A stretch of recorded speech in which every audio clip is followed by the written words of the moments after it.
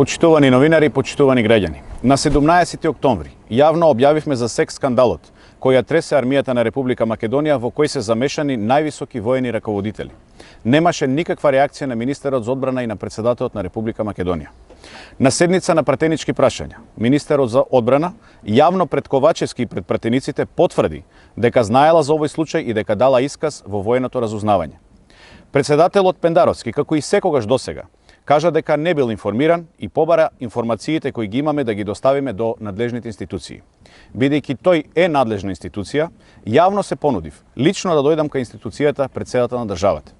Досега помина повеќе од месец дена, а од председателот нема никаков интерес за расчистување на случајот, за кој министерката, повторувам, јавно одговорница кажа дека знаела, а подоцна во тек на ден даде спротивна изјава за едно ТВ интервју, дека не била известена.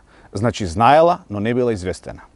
Со втората изјава, која министерката за одбрана ја даде дека не била известена, јасно е дека нема никакви мерки и не се превземени досега. Оставено е простор и време случаите да бидат повторувани во недоглед.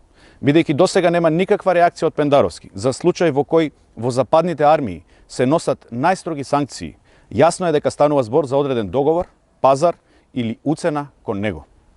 Јасно е и дека Пендаровски не сака да знае и дека е целосно незаинтересиран за грозоморните појави во армијата.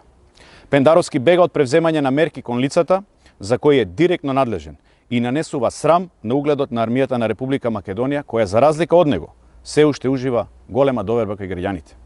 Ваквиот однос уште еднаш докажува дека највисоките државни позиции ги извршуваат неспособни, уценети и луѓе кои со својот однос и штетат на армијата и на Република Македонија. Ви благодарам на вниманието.